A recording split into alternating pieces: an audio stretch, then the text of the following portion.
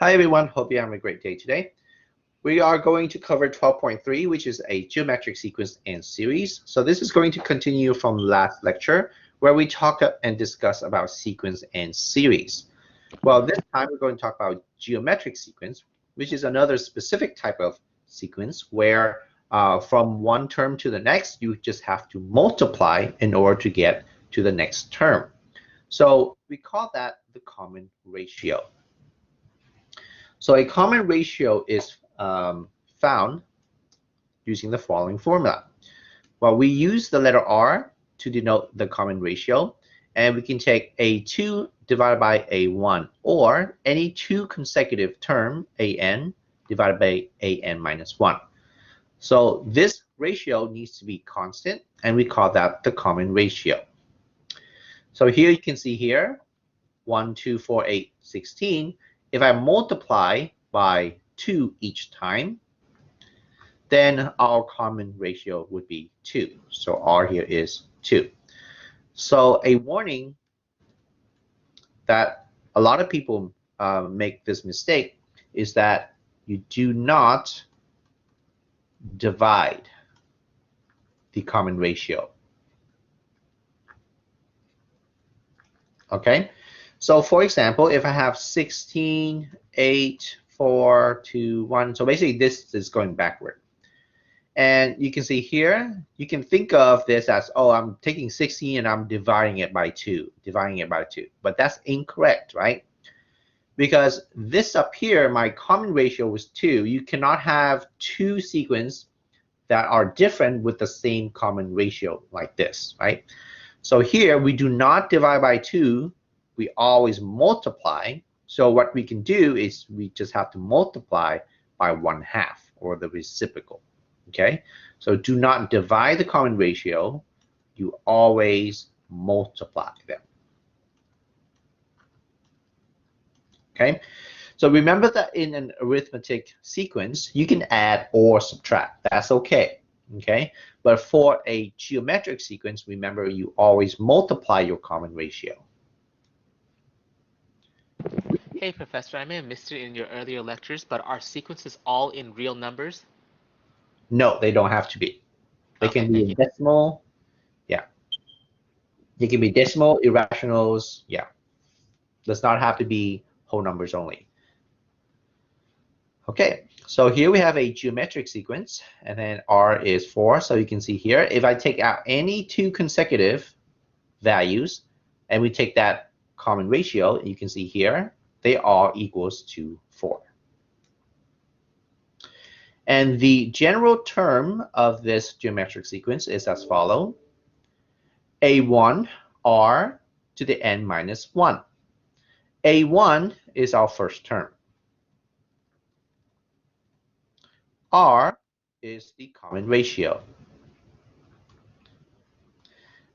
Now, the very common mistake is that people do is they're going to take A1 and multiply with R first. This is very wrong, okay? Never ever multiply the coefficient with the base of an exponent.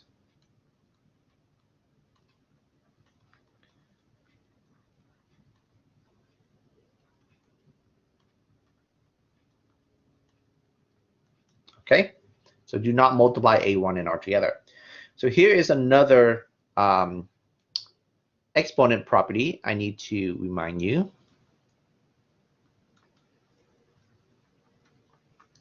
So if I have x to the m times x to the n, this means that I can do x to the m plus n. Well, that's just a regular exponent property, right? If I have x to the m raised to the n power, I'm going to have x to the m times n. Okay, so the reason why I remind you of this is of the following. Sometime you're going to see a formula as an to the r to the n power. This is not the same form as this over here. Well, we can rewrite it so that we have the same form by taking away 1 in the exponent. So we can rewrite this as r to the 1 power times r to the n minus 1 power. Because you see here that I can add these two together to get n, right? But now I've separated R out. Now R, this R right here is equals to my A1, whatever that value is. Okay, so I just want you to be aware of that.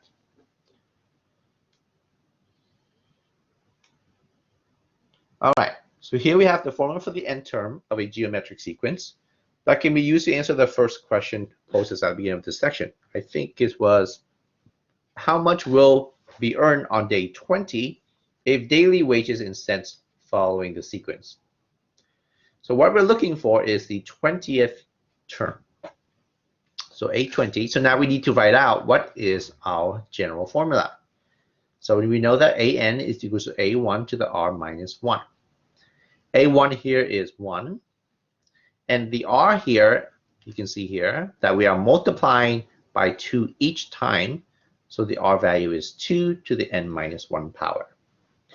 So plugging in 20 for our 20th term, we have 1 to the 2 to the 19th power, which is equals to this, or $5,242.88, which is pretty good. So within a month, or less than a month, you can make pretty good money. Okay. So this is exponential growth. So you can kind of see it grows up very, very quickly, right? So I told you before that for a arithmetic sequence, it mimics linear functions, whereas a geometric sequence mimic an exponential function. Okay. So of course they're not going to be a straight line. Remember that any kind of sequence is going to be a bunch of points or dots and not a line.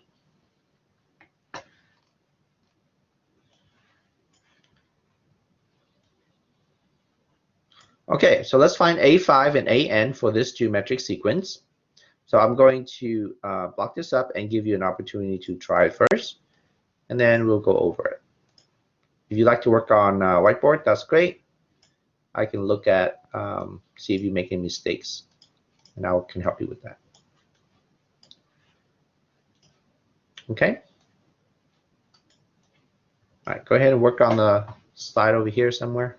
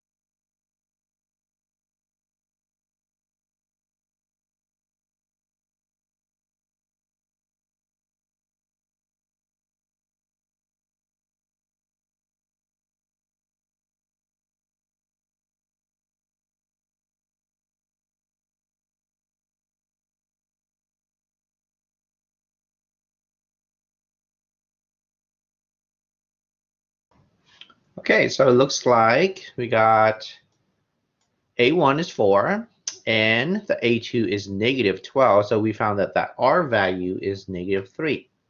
So we see that this is an alternating geometric sequence. Okay, because look at the sign, it's alternating. And the R value here is negative, so we can find out A5 simply by multiplying by negative 3. And you got that here, okay?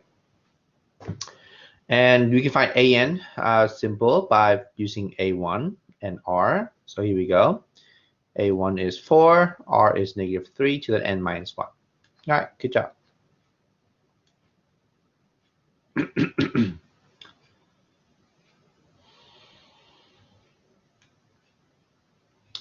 Let's see.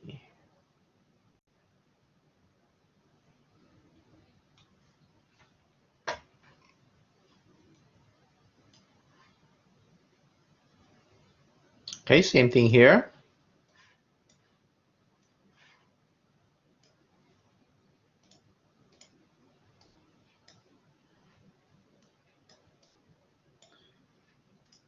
We're going to find R and A1 for the geometric sequence with the third term and the sixth term. So remember how we discussed that an arithmetic is just nothing more than a linear function? Well, and we can find out the slope, which is our d value. Well, here we need to find R, but it's not as obvious to find R here. So we need to set up a system of equation. So here, let's be aware that we have the third term. So that means A3 is equals to 20 and A6 is equals to 160. Okay. So we basically know that 3 and 20 is a point and 6 and 160 is another point on our graph. Now we know the general form is AN equals A1 to the Rn minus 1. Well, we can use these two in order to set up an equation so that we can find out what is our R value and what is our A1 value. Because these two are our unknown. Okay, we know everything else. So here, this is our N value and this is our AN value. So we're going to plug it in and create an equation. So we have 20 equals to A1 times R to the N minus 1, and N here is 3. Similarly, I have 160 equals A1 to the R to the 6 minus 1. Let's simplify that a little bit.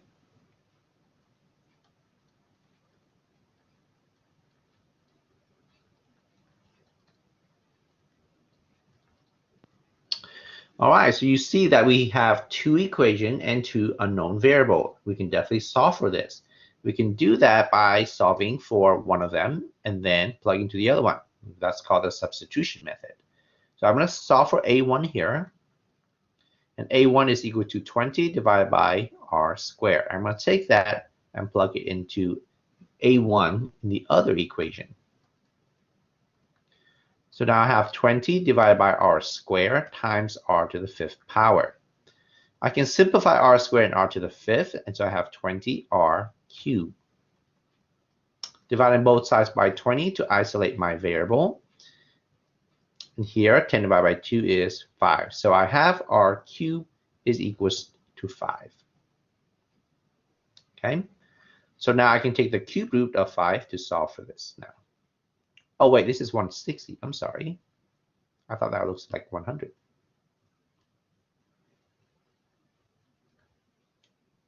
That handwriting. So that's 160.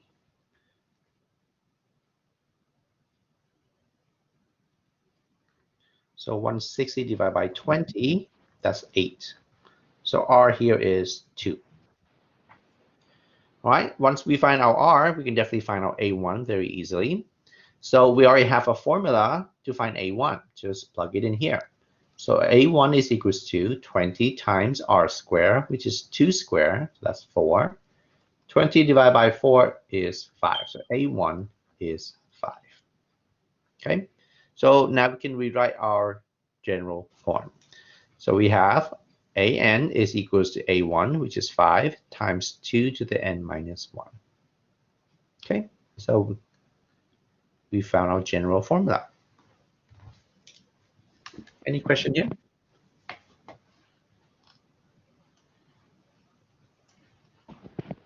Is it possible to have a geometric sequence that instead of it looking exponential, it's basically cyclical? Great question. Um, no. Okay.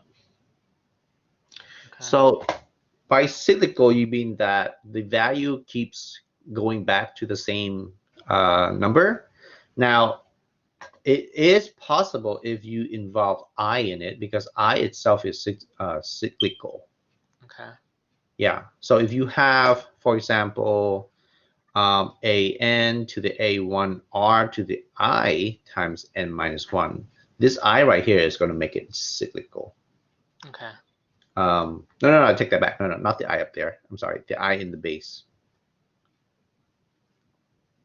The I down here. So if you have I square, I cube, I fourth.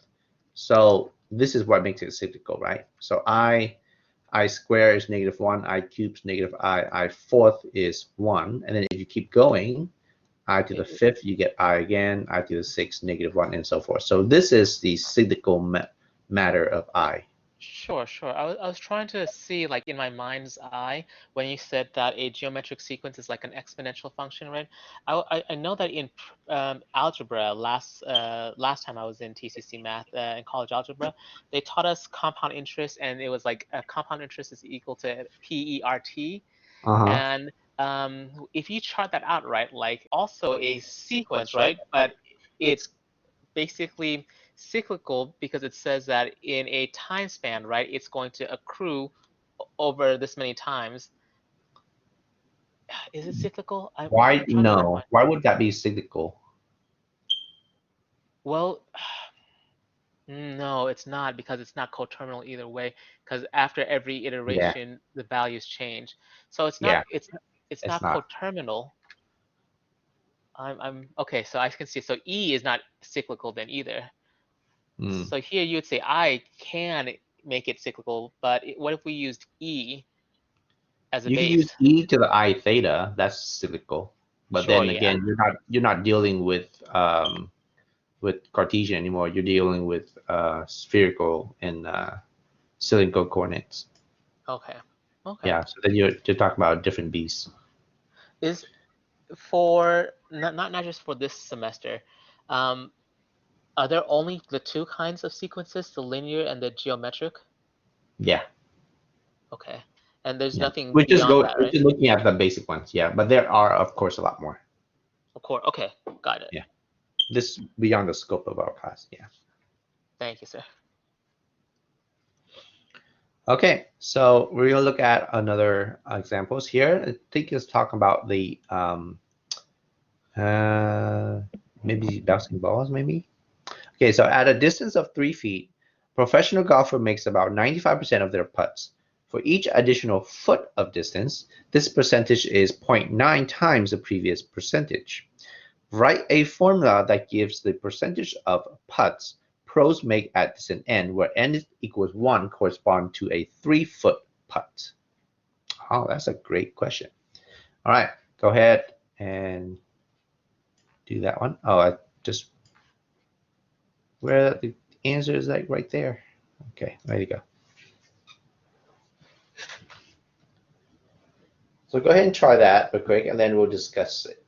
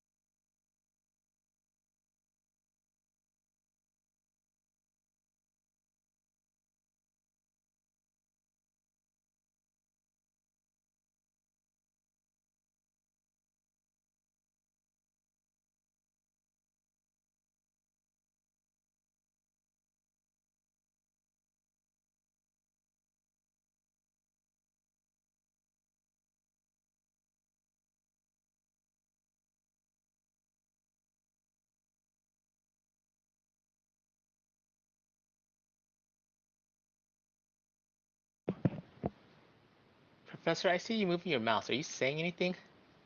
Oh, sorry, I was mute. Thank you.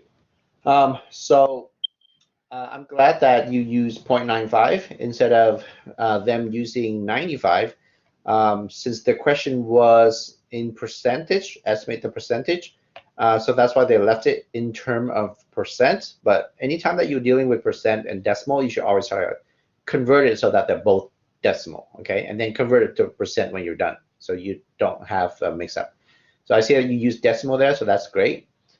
And then next thing that we're going to look at is they start at 95%, and then each additional foot after that is 0.9. So it's 0.9 less, so it should be 0.9 for our R value, and then n minus 1. So basically, after we move back at, say, at 200 feet, n equals 18, just have to plug in 18 into our formula and see that we have 0.158. So from here, then we have to convert it back to percent. So we've got 15.8%. And Question on part B. Okay, so let's say in a real life application, they gave us 200 feet, but they didn't give us n equals 18. How would I solve for that? oh, okay. So let's look at what the n value here is. So n equals 1 correspond to a 3-foot putt. So can you go from there? So then n equals 2 would be a 6-foot putt? So 18, let's see. Very quick. So 200 feet. So here we have n is 18. Oh, it's what you taught us last time. So an equals a1 plus n minus 1 times d. So we can find the distance. Are we? This is basically a arithmetic series, then, right? That we could solve for. Mm-hmm. Okay. Can you walk me through that? I need a little hand holding right now. Yeah. So let's see. We have. Let me try to use it again. 3 feet.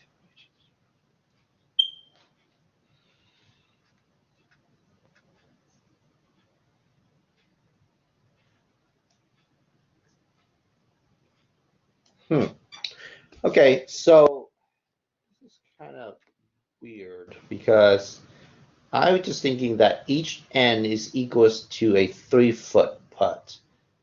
Yeah, but that's going to grow really quickly, faster than 18, I think, right? So I thought it would be a linear because n equals 1 is 3, n equals 2 is 6, n equals 3 is 9. Mm-hmm. So if we do 18 times 3, that would not equal to 200. Yeah, that's.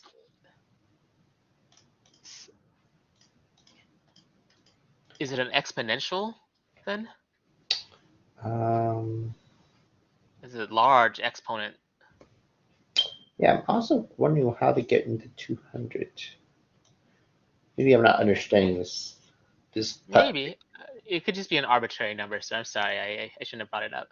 No, I mean, I'm curious too because I don't know anything about golf, so. Me neither.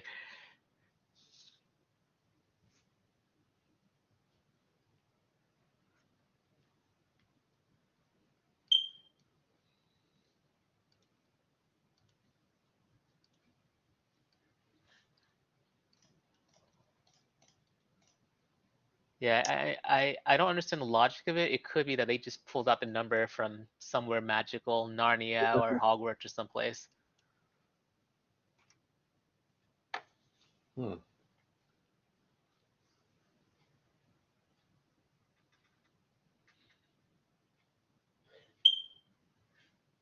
Oh, wait. Okay, hold on. Okay, so wait. I think I know. Okay. So I think this right here, A1 as a percentage made from 3 feet, A2 is percentage made from 4 feet, Oh, you can solve for this. Okay, here we go. I don't like it when I don't understand something. We can figure it out. All right, so we need to find out the n value when we're at what 200 feet. So let's see. Here we go. So A1, so n equals 1 at 3, n equals 2 at 4, n equals ... well, let's do one more. N equals 3 at 5.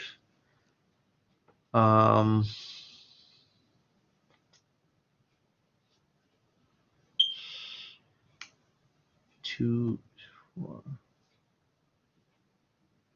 So it's just plus 3. So I wonder how do we get from n equals 18 to get to 200? Yeah, I don't. Instead of adding, are they multiplying it by 1/3 of the A1 value? So from 4 feet to 3 feet is A1 plus 1/3 No, of the it's A1 just value.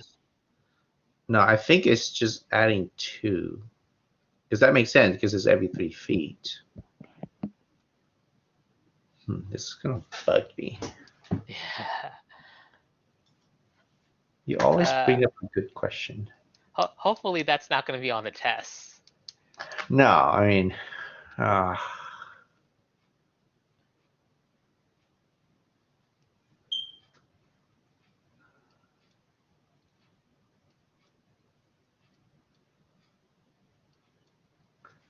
mean, there could be typos and stuff. So this 200 could be typo. Yeah, but I mean, I got the same answer as the answer too. So No, because you used n equals 18. okay. Yeah, you already Okay. used the n value that they gave you. Got it. That's right. If it is 20, it would make sense. If it's just like, 1 0 away. Yes, I think it's 20. That makes sense because it's 2 away. Plus, who putts at 200 feet? You drive at that length. Thank you. That makes sense. Okay, this is a typo. This is a 20. This is Ooh, not a okay. 2. Okay. I'm glad we both got through that together. Yes, that makes sense because look, it's 2 away right here. So if you keep going, that 18, this would be 20, not 200. Yeah. Stupid typo. Okay, Oh, I'm glad we figured that out. All right. Whew, it's going to drive me nuts. Okay, the sum of the first n terms, so we call this a series. So we call this a finite series. Okay, so note a series always start at... You activated your smartphone. Yes, I did. Start at 1. Okay. All right, so let's look at the formula. We have A1 times 1 minus r raised to the n divided by 1 minus r. Of course, r cannot be equals to 1, else you will not have a geometric sequence. So, and also, this will give us 0 in the denominator. Okay, so memorize this formula. Okay, so let's look at how Can we write this in sigma notation?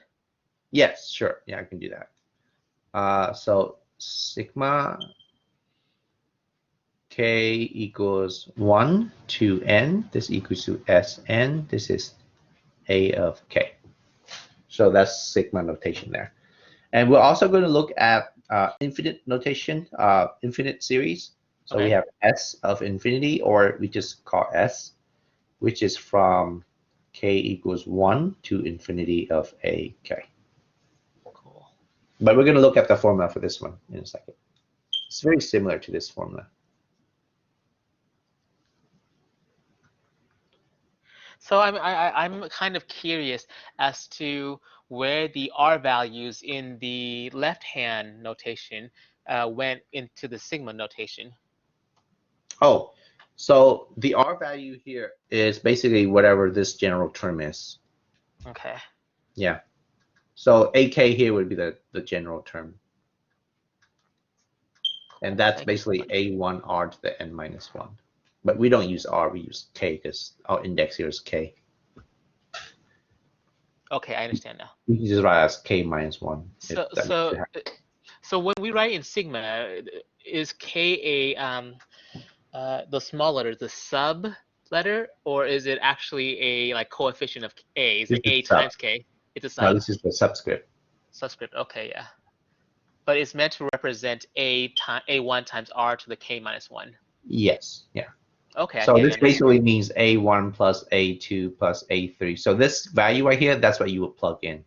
I see. And that goes all the way to n, an. Got it. Thank you. Where this one does not have an n, it just go on to infinity. And I know we're about to touch base on it. I just wanted to like get a sneak peek. For infinite series, how's that different from a Taylor series? Oh, a Taylor series is infinite, but a Taylor series have a pattern to it.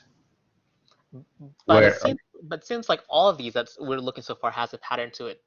right, but this one, well, this is geometric, so it has a different pattern. But yeah, you can think of a Taylor as an infinite sequence. Yeah. Okay. Thank Yeah. you, sir. Yeah, you can write a Taylor series as a summation form. So it just involves factorial. Got it.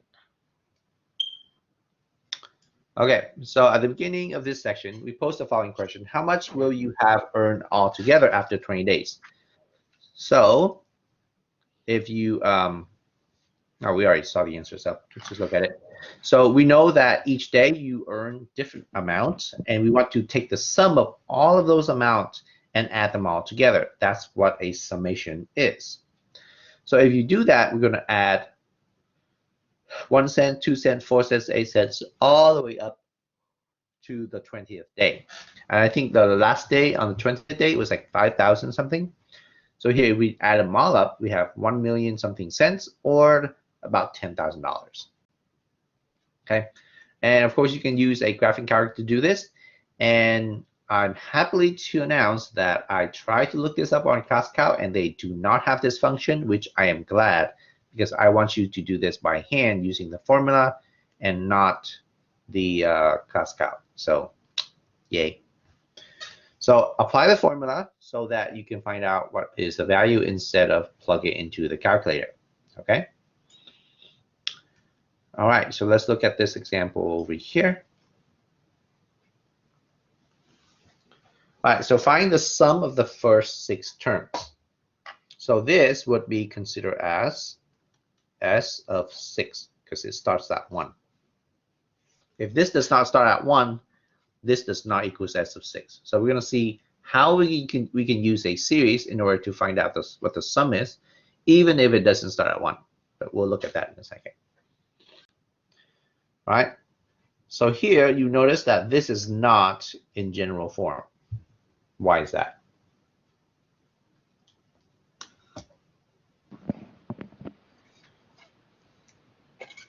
Why isn't this in general form? It is because. Why is that in general form? Is it because we're using imaginary I? No, that's the index. That's the index. Okay. That's not imaginary. We do not use imaginary here. We use I, J, okay. So this I does not mean imaginary number. Okay. It's just an index. So general form would have been A1 times 1 minus R to the N over 1 minus R, right? The general form is this for a geometric sequence. Okay. This is not, because the exponent does not have -1. So we need to rewrite it. So remember I gave you that exponent property that we're going to use later? This is when we're going to use it. So we need to rewrite this by taking out a base here. So here base here is 3. So we need to take out one of them. So 3 to the 1 times 3 to the I minus 1. This is the same thing as the original. Right? So now I can rewrite this as 6 times 3 to the I minus 1. So that means that this is A1, this here is R. So this helps us determine what is A1. Okay? Now we can find out what the sum is. Now you can do this several different ways. So you can find out what is A1 is by just plugging in this value. Okay? That's pretty easy, right? Yes. I mean, 1 in here, I mean. So 2 times 3 to the 1 power is 6, so that's 6 here. So look at the formula for Sn. You have a1, 1 minus r to the n, divided by 1 minus r. So all we have to do is find out what is a1, and we'll find out what is r, and n is already given. So a1 is 6, n here is also 6, r here is 3. So plug it into the formula. So S of 6 is equal to 6, 1 minus r, which is 3, to the 6th power divided by 1 minus 3. Okay, so tell me what is 1 minus 3 to the 6 equal? Right. 1 minus 3 to the 6 is equal to negative 728. Okay, so 6 times negative 700 and what? 28. All right, so take that. We're going to divide by negative 2. So basically, negative 728 times negative 3 give me what? 2,184? Yes, sir. Yep. So that's going to be our sum. I had a mathematics story. A mathematics professor told me how Gaussian basically derived the formula for a summation of a series, right?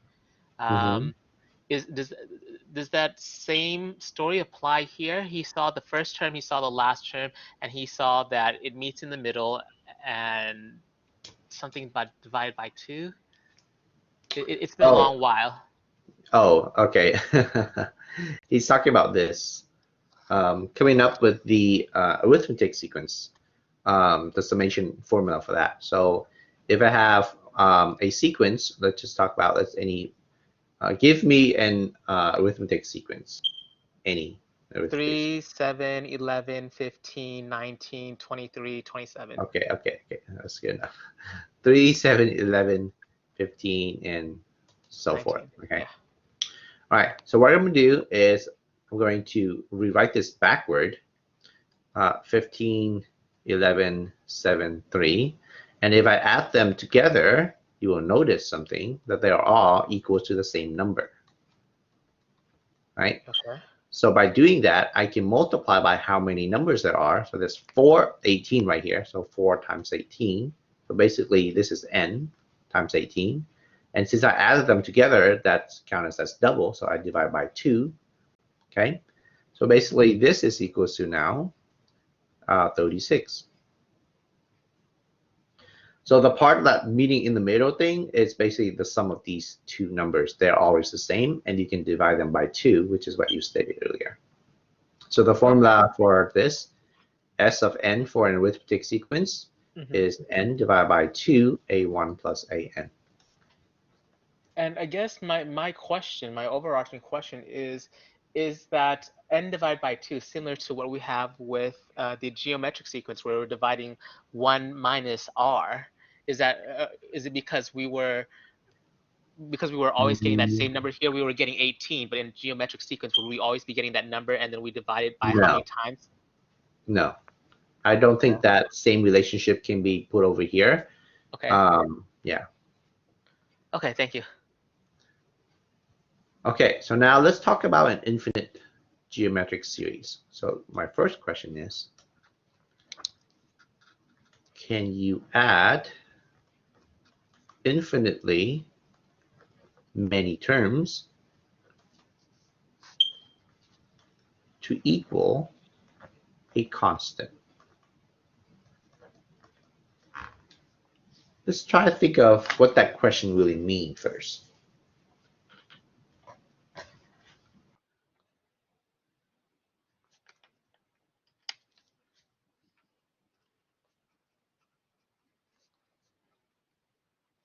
Can you add equal? Yeah, you can, can't you? 1 plus half of that, plus half of that, plus half of that, plus half of that would equal 1 constant, wouldn't it? It'd be equal to 2. Why?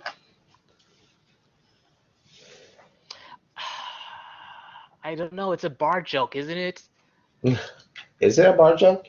Yeah. Mathematician orders, a group of mathematicians enter a bar. The first mathematician orders 1 pint, the other mathematician orders half a pint, and so on and so on and so on. And the bartender says, "All right, 2 pints coming up." That's cute. Yeah, you're correct. Okay, so going to draw a picture to demonstrate what you said. So you're saying that the first one is a half, right? Then the next one is 1/4.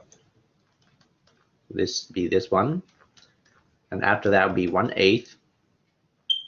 So basically, you can find out the R value here is basically times 2. I'm sorry, 1/2.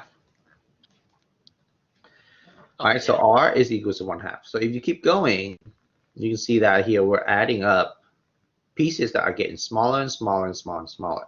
Okay, so eventually we're going to add, and we're going to get this entire circle, which equal to 1.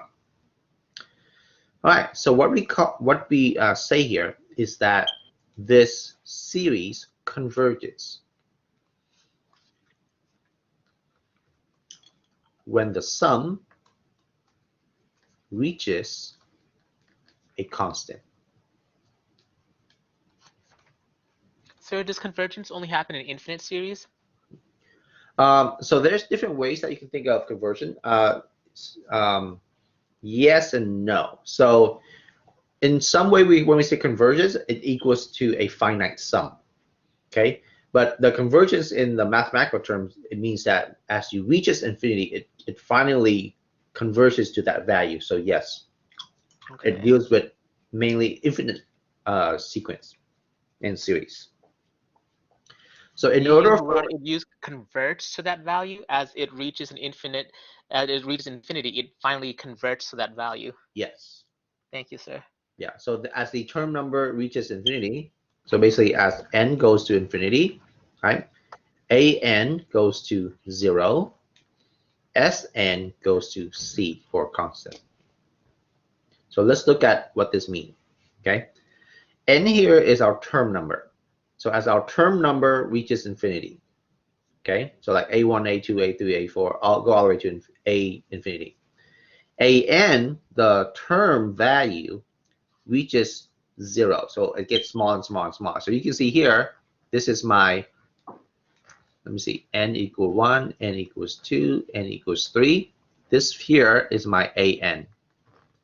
An is 1/2, 1/4, 1/8, 1/16, 1/32, 1/64, and you can see the number is getting smaller and smaller and smaller and smaller. Eventually, as n goes to infinity, this value will go to 0. Okay? S of n. S of n is different. Oh, because it's a summation, all the an values. Yeah. Yeah, so S of n represent when n is 1, it's only the sum of the first number, so that's just 1/2. S of 2 give you 1/2 plus 1/4, or 3/4. Okay, 7/8, 15/16, and so forth. So this number right here is getting closer and closer to a constant. That constant is 1. Okay, you see it? Yes. Yes. Okay.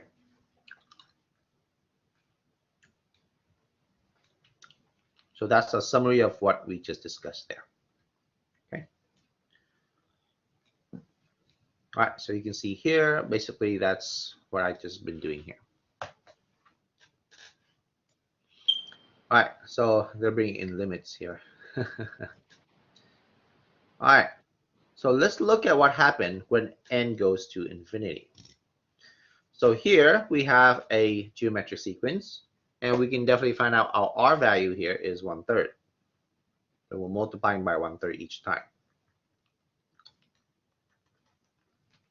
If we plug this into our formula that we already know, that we just learned, a1, 1 minus r to the n over 1 minus r, this is our formula for Sn. Okay, so you're going to see what happens when n goes to infinity. Okay, so as n go to infinity, so the only place that has n is this right here.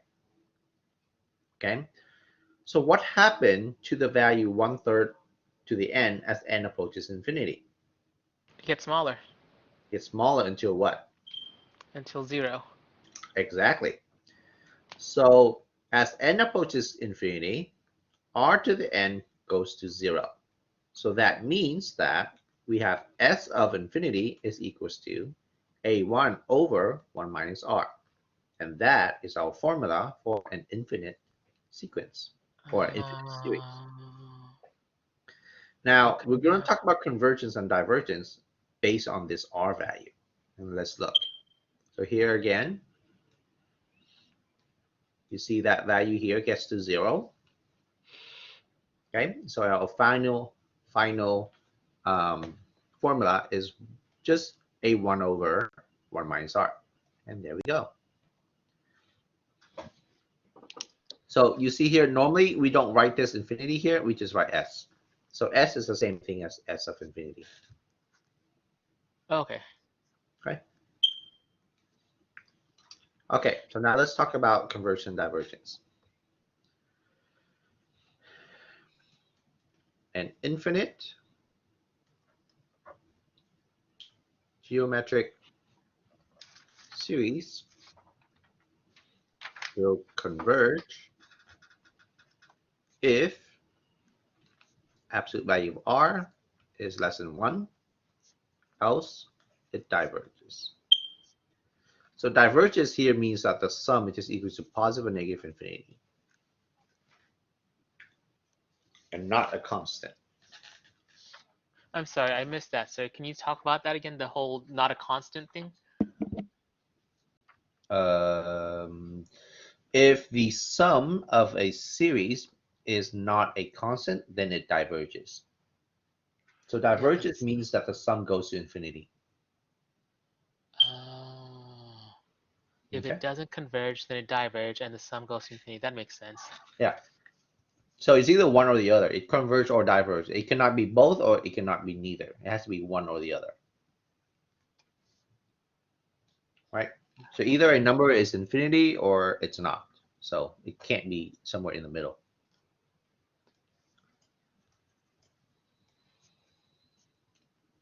Got it. I understand that completely. Okay. So before we continue, right? Like from your expertise, how are convergence and divergence used in real life applications? Error analysis. So when you get to calculus, that's like one of the first things you're going to find is that how good of a value do we allow our error to be so that we can negate certain variable. So the first thing in calculus that you learn is basically to find the limit of something. Okay, so to find the limit of something is to determine whether the limit of a certain value converges to a finite value, or will it converge, or will it diverge to something else. So in real world application, you can think of the error that we can calculate will be the summation of all of the different errors that can arise at each different calculation. So if you find out that the sum of the error is larger than the tolerable amount, then you want to go back and see what you have to fix. I'm curious. You use the word error, and I've encountered that word in statistics. Are there any correlation between error in calculus and errors in statistics? They are very much a lot the same. Okay. Yeah. Okay. In a lot of situations, they are the same. Yeah. All right. Thank you, sir. Mhm. And I know that you've delved into some examples in computer science before. How are convergence and divergence applied through computer science? Like, how is it used within computer science? Mm, let's see. I know when I was writing program before, we had to like maybe define like an acceptable error epsilon variable at a certain number. I Yeah, just, yeah. So that epsilon is your error okay, that I'm talking about in calculus. And that's the same thing that you can use as an example in computer science as well. cool. Very cool. Thank you, sir. Mhm. Okay, so let's look at this example here. Find the sum.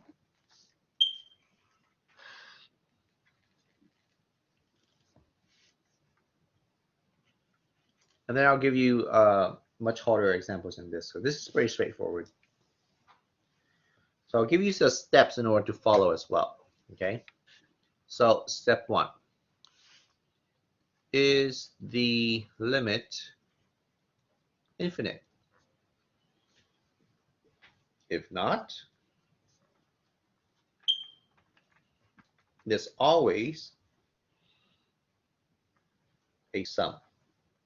So to reiterate, the sum of a finite sequence is always finite. And sometimes you would say this converge as well because you say the sum is finite, then it converges. Okay, so basically the sum of a finite sequence always converge. Okay. Okay, doesn't matter what kind of sequence it is.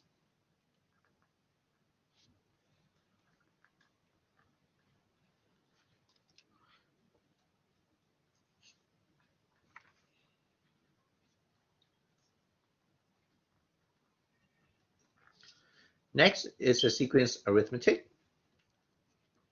And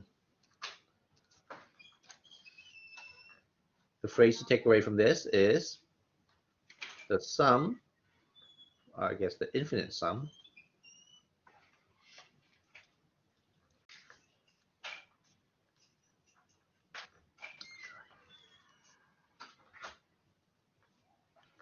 of an arithmetic sequence always diverges. Are Or these equals um infinity. are these do these always hold true, sir? Yes, that's why they're more or less theorems or Okay. statements.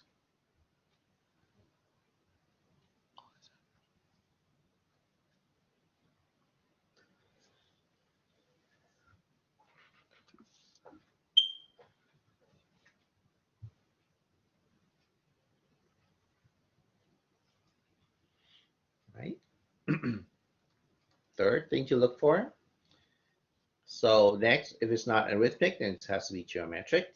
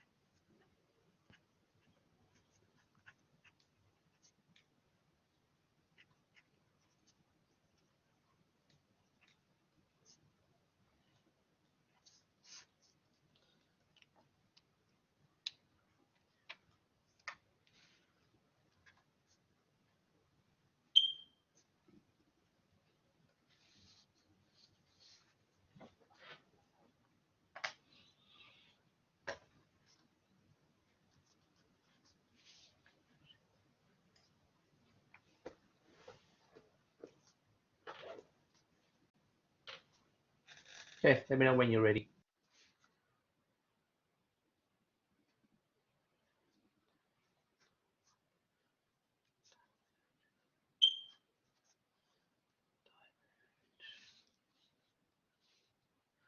So if it diverges, right, we have to include both spectrums of infinity plus minus infinity?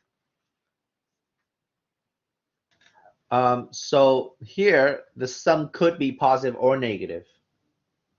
So you just have to look at the sequence to see where it goes. Okay.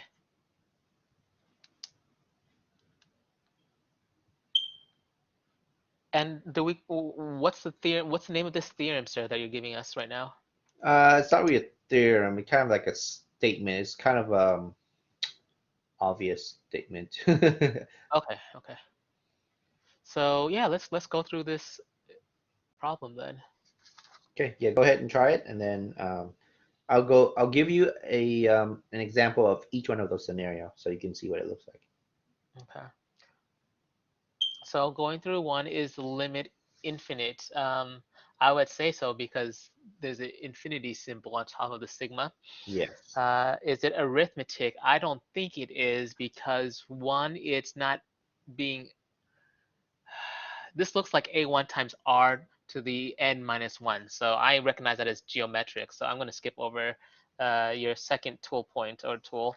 And I'll ask about the common ratio. Is r here seems to be less than 1. So I know it's going to converge. And we'll have to use Sn equals a1 over 1 minus r. Yes. Okay. And once again, to reiterate, convergence means that the sum converges as the sum goes towards infinity, or as it reaches infinity, it will convert to a constant. Diverges means that it goes towards infinity. Mm-hmm. Okay, got it.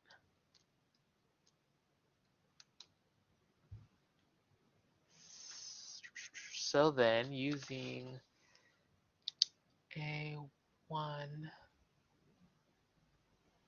1 minus 1, that's 0. Anything to the 0 power is 1. So a1 is negative 3/4. Okay, so Sn equals negative 3/4 over 1 minus 1/2. So 1 minus 1/2 is 1 plus 1/2, 1.5. So 3/4 over, wait. So it's negative 3/4 over 1 plus 1/2. I'm doing that wrong. A1 is equal to negative 3/4. All right, so S of n is equal to negative 3/4 over 1 minus 1/2. Let's just keep that as a fraction. 1 minus negative 1/2. That's where I got it wrong. 1 minus negative 1/2. Okay, got it, which equals to negative 3/4 over 1 plus 1/2 is going to be 3/2. Or 3/2. Let's convert that into a 2. So 2 over 2, which equals negative 3/4 over 6/4. Can take out that. This equals negative 3 over 6, which equals to negative 1/2 is my answer for the summation. Yeah, negative 1/2. Cool. Good job. Okay. Oh, All yeah, they had the answer right there. That's easy. right. Wow, so as we reach infinity, this summation reaches a constant of negative 1/2, and therefore it converges at negative 1/2. Yes. Is this the way it's always been taught, sir, since Newton and that other guy invented calculus, or however this was invented or discovered? Or Uh, has the teaching of series and infinite series changed over the years? um, I mean, I'm not long enough, and I don't know how they taught it before, Okay. but I think calculus was only invented like 200 years ago, so it's Yeah, but like once that flame was sparked, right, it basically lit a powder keg and everyone went at it, didn't it? yeah. Yeah. Would is this, Professor, if you weren't bound by TCC's curriculum, is this how you would teach series and sequences? I mean, I'm not bound by anything. I can teach it however I want. Okay. So I would like to use it more hands-on. Like um I would probably use that shape that I was showing you earlier, and then try it's like, hey, here's all this shape. What do you think you can make with it? And I'd like to yeah. be a bit more hands-on rather than conceptions and theory. But when Okay. I test, I always test a theory behind it. Sure, So sure. it's important that you understand how we came up with it, and then be able to apply it to other things. That's my ultimate goal, but that's not always the most effective because it may be over the heads of some people. So Got it. yeah. All right. Thank you, sir. All right, try this one. Is it an infinite series? It is. Is this an arithmetic sequence? It is not. Is this a geometric? It can be.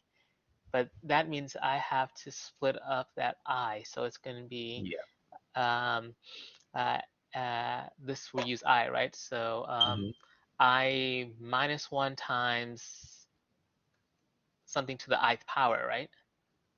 I minus 1 times, if we take out one of them, see, then this would be our A1. Got it. Okay, yeah. Because this together makes I, right? 1 plus 1, I minus 1 is I. So A1 and R is the same value. So we take 3/5 minus 1 minus R. So 3/5 over 2/5. And since they have the common denominator, you can cancel that. So we have 3/2. Got it. Okay. All right. So before we delve on to future value in annuities, I want to give you an example of each one of these.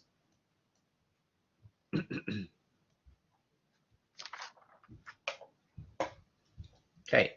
So maybe I'll give you 4 different examples, and then you tell me whether it converges or diverges. If it converges, find the sum. Okay? I'll start easy, and then I'll go with a harder question.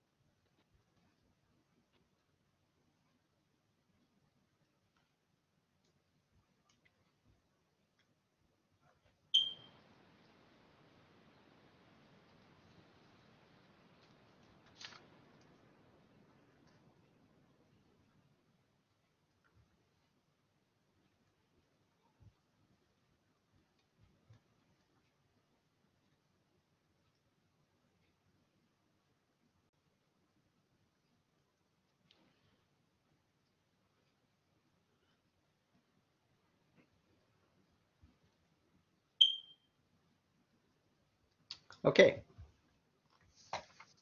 there you go. What do we think?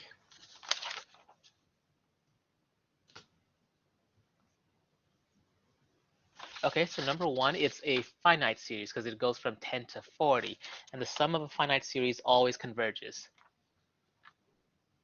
Yep. Okay, so you want me to find the sum then for all the convergence? Yes. How do we do that? Is this, because here k doesn't start as 1, is this where you have to take one summation and subtract it from another summation? Exactly.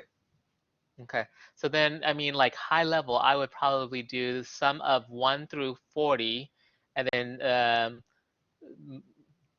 subtract that amount from the summation of 1 through 11.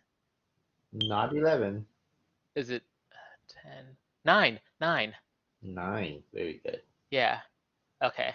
I don't want to do it on paper. Let's see. I can do this. I've lost my whiteboard. Let's see, where is that?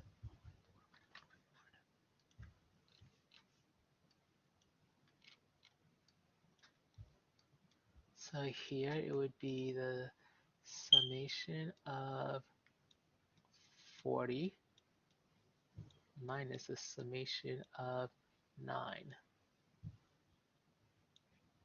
Okay, so NO2, which is going to be equal to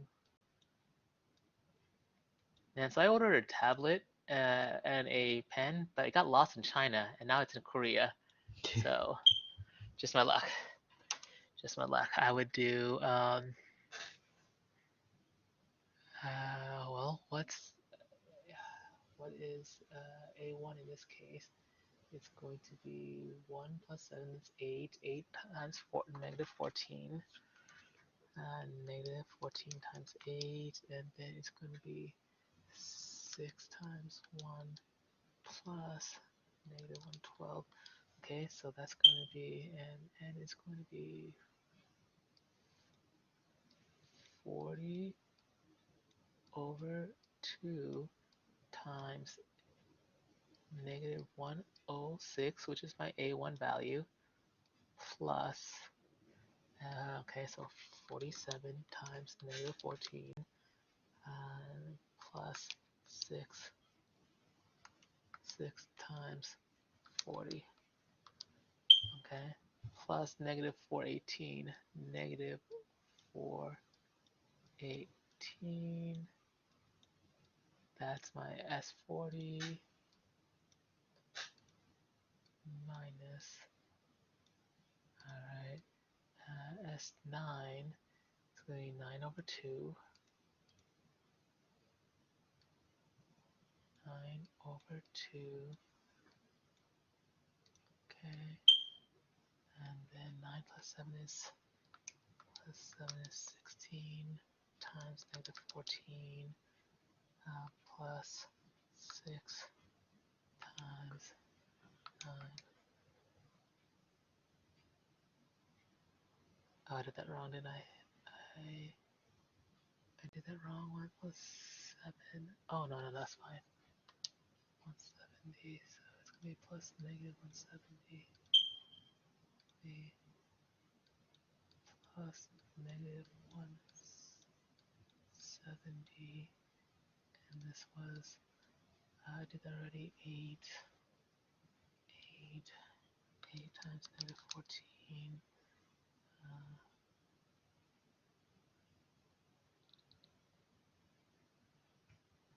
Okay, yeah, it's negative 106. Negative 106. Professor, can you see if my concept is correct? I mean, I can simplify the math later, but I hope it's right.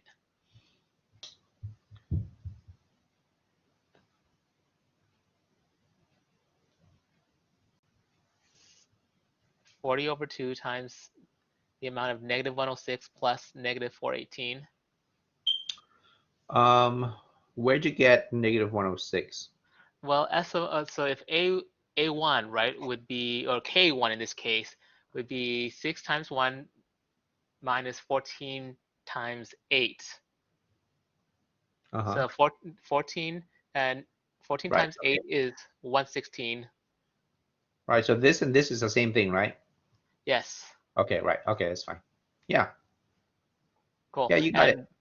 And that's where it divert. The concept is the sum of a finite series always diverges. No, always converges. Always converges. Yeah. So it So this converges to this converges a constant. finite number, and then you got the formula for it. So the formula here is n divided by 2, a1 plus an. The only thing that changes is the an in both of them because they have a different limit. The first one limit at 40, and the other one limit at 9. Right. So this one here, the 9th term is only 170, whereas the 40th term is negative 418. And you will subtract them, and that's correct. So let me demonstrate what is going on here. So we have a1 plus a2 plus a3 plus all the way up to, say, a9, a10, all the way up to a40. So this is the definition of S40. Okay. S9 is a1 plus all the way up to a9. Now, what we're doing when we're subtracting is getting rid of the first 9 terms, and all we have left over is from the 10th term to the 40th term, which is what we wanted. Okay, from the 10th term to the 40th term. Okay, very good. That's correct. Professor, I was wondering this since I watched your lecture about this as well too, right? Couldn't you, when you're writing S40 minus S9, couldn't you, is that also the same thing as writing S31? No, no, no, no, Okay, no, no, no. That's very bad. What does okay. S31 mean? It's the summation of the first 31st terms. Yeah, So it's from exactly. 1 to the 31. Okay, and that's not Yeah, it because that's not the you same don't want thing. to include the first 9 terms. Yeah, yeah, yeah. Okay. That's bad. Okay, don't do that. Okay, yeah. So normally you do not operate anything at all on the subscripts. Subscripts, yeah, they're on a different level. Do not touch them. Okay. Got it. All right. What about part B? Well, part B is an infinite series, but it's an arithmetic series, and an infinite arithmetic series always diverges. Correct. So this is diverge. This one converge. What about this one? That's interesting because that's not an infinite series, but it is geometric. So let's see. If not so it's always the sum of the sum of a finite sequence is always converges. So there's a Mhm. convergence somewhere. Yeah. So this does converge. Yeah. Yeah. Yeah. So I mean, we can skip on how to do that, but it's kind of similar to this one using the different formula as well. Yes, sir. So yeah. All right. This is the one I want you to look at. This is the fun one. Yeah, why do you have to use Euler's number, Euler's E? Let's see. It's an infinite series. Um, it is a it is geometric though. It is geometric because you can isolate that into k minus 1 somehow if you multiply it by e times e to the negative 2, right? You cannot multiply by any number here. You can only rewrite it. Yeah, okay, so if you rewrite it as e to the negative 2 times e to the negative k plus 1, that will give you e to the negative k minus 1. Oh, but then that k is still negative. Does the sign of the k affect whether it's determined to be a geometric sequence or not? Um, I want to say no because you can definitely do something with that negative. Think about in Uh, your exponent days. What does it mean when you have a negative exponent? a negative exponent means it's going to be 1 over e to the k plus 1. There you go. Yeah, so you can account for that. That turns it. Okay. Now, before you do that, I also give you another hint of an exponent property that you will need, and that was x to the m raised to the n power, right? And Yeah. so let's look at what we're doing here. Now, this pi is just a constant. I can take that out, so that's not important. K equals 1 to infinity. And now I need to rewrite this so it's in the form of r to the n minus 1 or k minus 1. So what we want to do is take out this negative here. So we're going to take out this negative. That's going to make the k positive, but it's going to make the 1 negative. Mhm. Okay? So I can rewrite this right here as e to the negative 1 raised to the k minus 1. What is e to the negative 1? Uh, E to the negative 1 is the reciprocal 1 over over e e. to the k minus 1. Well, what is e equal to? E is about 2.8. So 1 over 2.8, what does that mean? 1 over 2.8 means Is the absolute value of r is less than 1, Yeah, and exactly. therefore So it's less it than 1. converges. Exactly. So this converges. Got it. So yeah, just being able to know how to manipulate those exponents is very important. Yeah. Okay. Yep, yep. Um, who, how was it determined that if the absolute value of r is less than 1, or if the absolute value of r was greater than or equal to 1, convergence or divergence? Like, Ah, great what question. led to that discovery? It's actually a very simple discovery. Actually, you can make the same discovery right now by Cool. me asking you these two questions. Okay, so here I'm going to give you a sequence. One very simple sequence. What kind of sequence is this?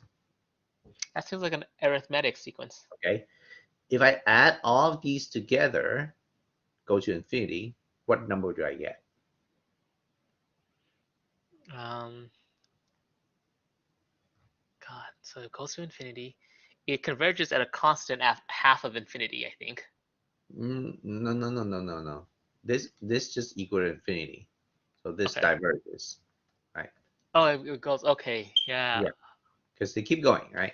Dot, dot, dot, and keep going. All right, so this one diverges. Now let's think about this. When I have, let's see, 1/2, let's see, 3/4, uh,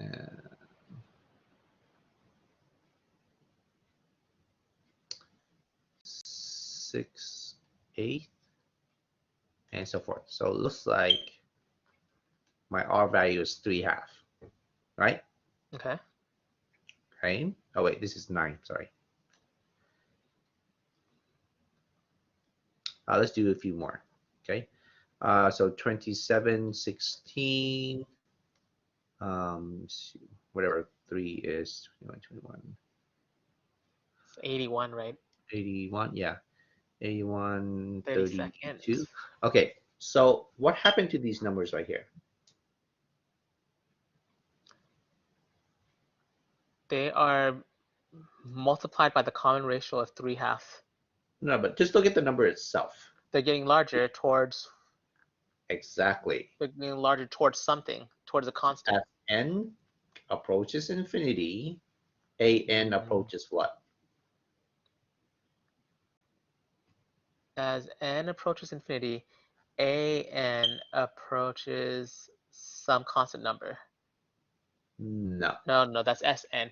An approaches not 0. No, it's not. It's not approaching. An approaches infinity too, doesn't it? Yes, it does. Okay. Over here in the first example, an approaches what? Uh, shoot. It's I'm having a hard time identifying what an represents. Can you help me with that? an is the term value. This is The an right term here. area. Okay. So as n approaches infinity for that sequence, an also approaches infinity, doesn't it? Yes. So what does Okay. Sn approaches? Sn approaches infinity for that arithmetic, Okay, and but Sn Sn approaches. doesn't approaches infinity. It actually approaches, it converges to some constant number, Really? What is it? doesn't it? No, Sn approaches infinity too. Because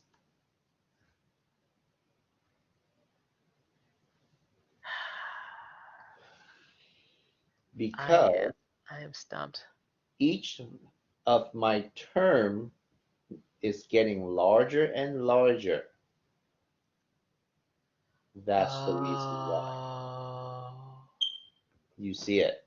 So the yeah. only way for Sn to approach a constant as n Mhm. approaches infinity is an have to go to 0. So Got it. basically, if the value of an gets larger in any manner, that means that eventually we're going to get Sn approaches infinity. Now, as an gets smaller, that means Sn is eventually going to approach a constant. Got And it. that's the requirement of R being less than 1, because the ratio here is making the value, the next term, smaller and smaller. Got it. And it goes smaller towards infinity. Okay. Exactly. So what we call Okay. here is the understanding of limit. And then we also talk about the speed of convergence, which means how fast does it go to infinity or how fast does it approach a constant. But that's way beyond this scope. Okay. Thank you, sir. That's clear to me now. Okay.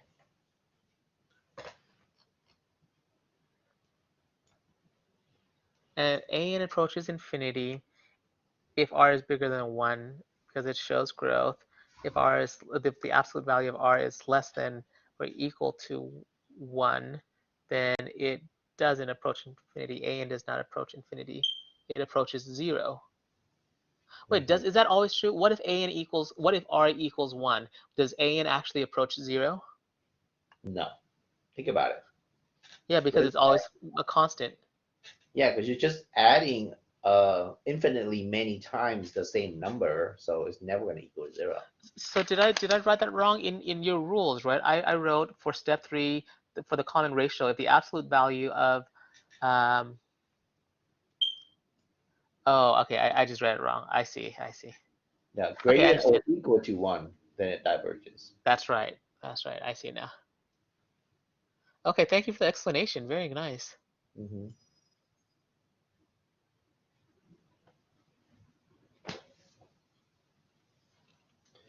All right, so here is a nice annuity formula.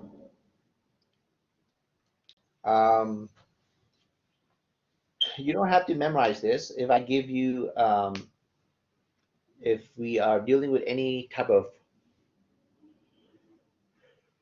financial formulas or stuff like this, I would give it to you on a test. So you don't have to memorize this one. But it's kind of interesting. So the formula for future value of an annuity. So an annuity is nothing more than you depositing the same amount of money each amount of time. So if you want to save money to buy a car or something and you want to put in $20 a month, you can actually use this in order to determine how much you're going to have after, 5 years, 10 years, whatever, or saving for your children's college education or whatever. All right, where S is the future value, R is the payment, and that's how much you enter at each of the end of the period. I is the interest rate, because you have to think about it. Every single time you're putting in money, the interest that's accrued from before will also become the new principal amount. So you're actually getting money faster, right? It's growing at a faster rate than you think. Oh, okay. Okay. So to save money for a trip, a woman deposits $1,000 at the end of each year for 4 years in an account paying 3% interest compounded annually. So the end value here is the number of times it compounded annually. Find the future value of this annuity. Okay, so here all we do is just plug into the formula, but let's find out what is interesting here. So the T is always in terms of years. Okay, and then the N is the number of times that you compound. Okay, so the N here is our wait, did I say that wrong? Hold on, the formula is a bit weird here. N is the number of period. Oh, okay, I'm sorry. N is the number of period.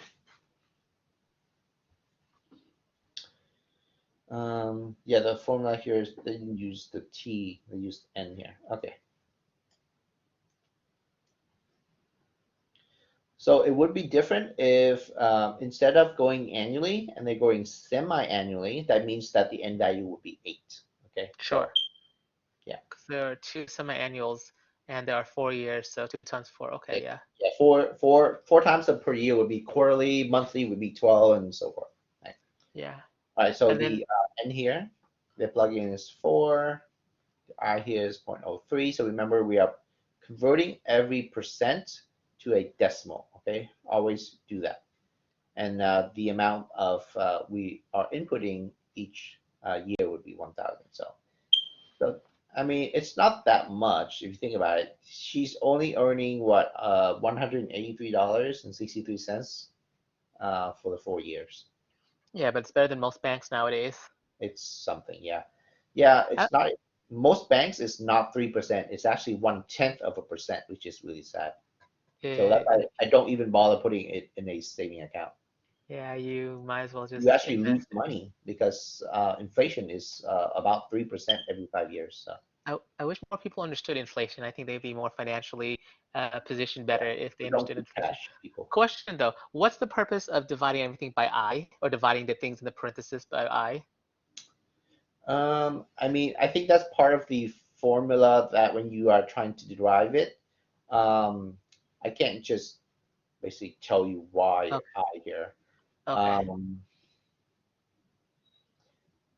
I guess if you understand the normal formula for an annuity without having to find out the future value, you understand a little bit better. Okay. Because this is nothing more than compound interest, but the main difference here is that you have a payment, which means that you each time at the end of the period you are putting in more money and Oh, not just that's accounting right. for the regular amount of money that you only put in one time. So that's the main. Okay, you just blew my mind because I solved this programmatically a couple of months ago, right? It was part of my programming course, and I was trying to figure out why my calculations weren't correct. Like I think I entered in the compound interest and not the annuities formula. Yeah, yeah, Yeah, because I wasn't taking into account like each payment as well too. I was just banking on the exactly. principal. Yeah. Okay, very neat. Cool, cool. Yeah, so longer lecture than normal now. I apologize Yeah, for because that. now you're here. Yeah, yeah. Um, 4 and 5 seems like some pretty cool concepts as well too, and we'll be Yeah, testing on the that. entire chapter 12 is very simple. It's very easy to grasp, so Okay. it's fun to Um, actually apply this to your own personal life. yeah. If you had to give us, if you give had to give us like hints or like suggestions as to what we need to heavily review for the final exam, besides the SOHCAHTOA and all the special exact values of the circle, right? Like what other things must we have committed to memory by now in order to perform Um, well in the final all exam? of your all of your identities, Identities. Okay, cool. Yeah. proving identities, Mm-hmm. the navigation problem. Everybody seemed to always have a problem with Yeah. that. I gotta learn how to solve those more quickly. It's just practice. Yeah, and then I converting to polar coordinates and learning how to graph those. Okay. Yeah. And how about when you say identities, would you also? I would say yes. I just wanted to get a confirmation from you. Would you also have us to commit to memory like all the domains and ranges of Yeah, I mean the that should be a given. Yeah. That would be a given, of course. Okay. Yeah, I mean, I think I have my study plan in place and I know what to study. I'll just bank off of the review sheet as well, too.